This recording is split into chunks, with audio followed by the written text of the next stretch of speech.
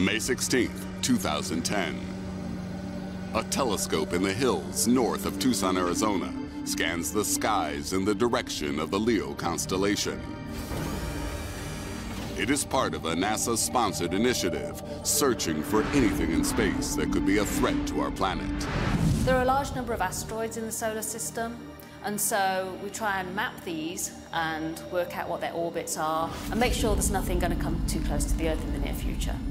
Asteroid impacts can happen at any time. They've happened all through Earth history. They could even happen tomorrow.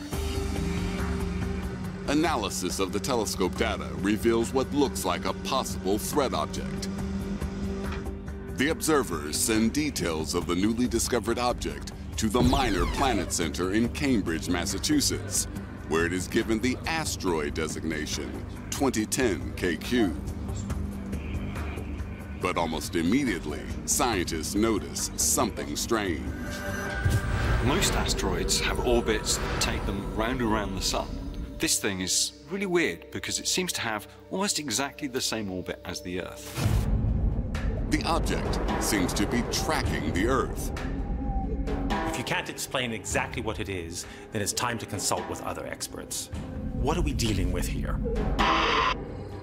NASA uses an infrared telescope facility in Hawaii to take a closer look. There's something really weird about this one. By studying the brightness of 2010 KQ, they're able to determine its size. This thing is tiny. It's only a few tens of feet in length, which is much smaller than most asteroids. The object's small size is not the only strange thing about it.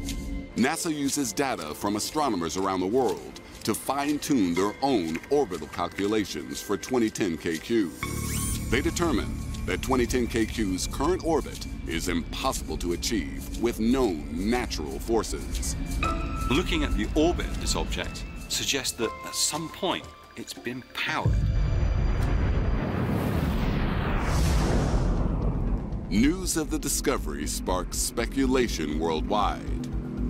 Some people believe that this is an alien probe come to investigate us.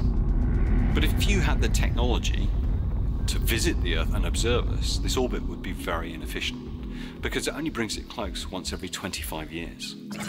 NASA's investigation continues to work on the basis that 2010 KQ is an asteroid. On May 25th, astronomers turned the Phelps telescope in Hawaii to look at the mysterious object for 30 minutes. The observations reveal that 2010 KQ is an extremely unusual color. If this was an asteroid, we'd expect its surface to be dull and dark, and yet it's bright and reflective.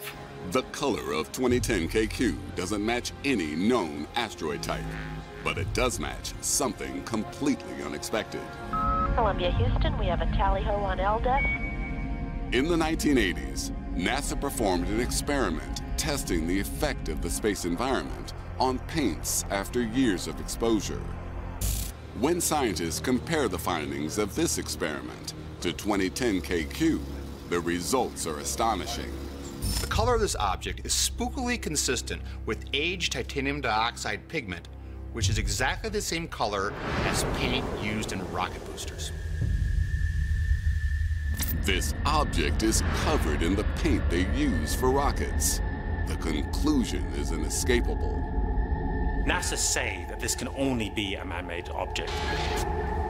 But where on Earth could it have come from?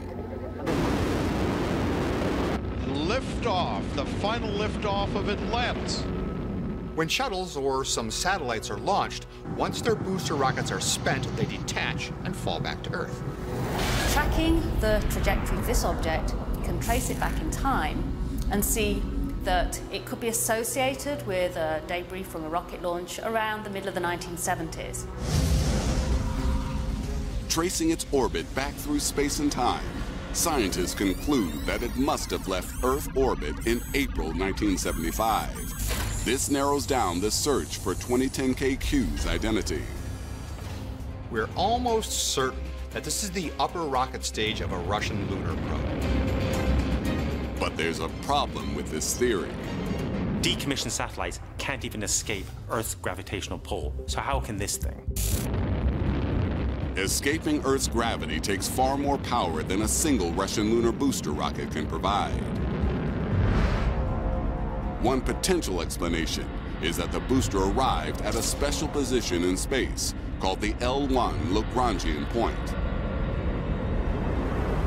The L1 Lagrangian point is where the Earth and the Sun's gravity balance each other out. An object passing through that point can suddenly change its orbit in a very chaotic fashion.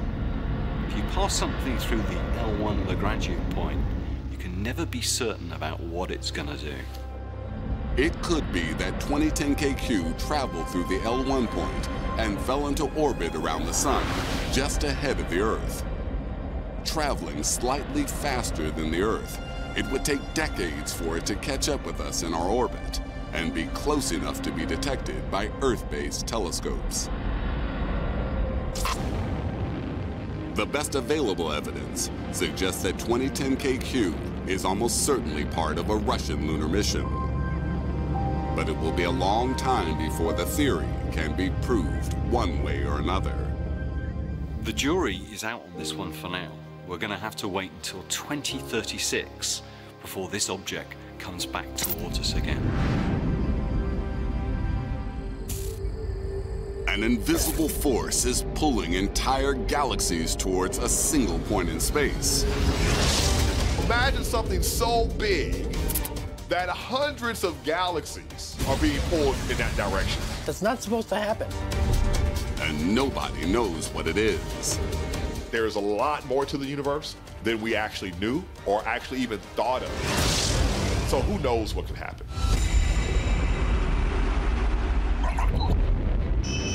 June 2001. NASA launches the WMAP Deep Space Probe to gaze into the furthest reaches of our universe. It tracks the movement of entire galaxy clusters. 7 years later, its data reveals something that doesn't make sense.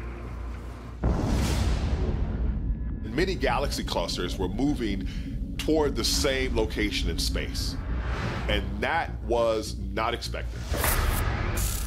Scientists at NASA's Goddard Space Center review the data and reach the same incredible conclusion.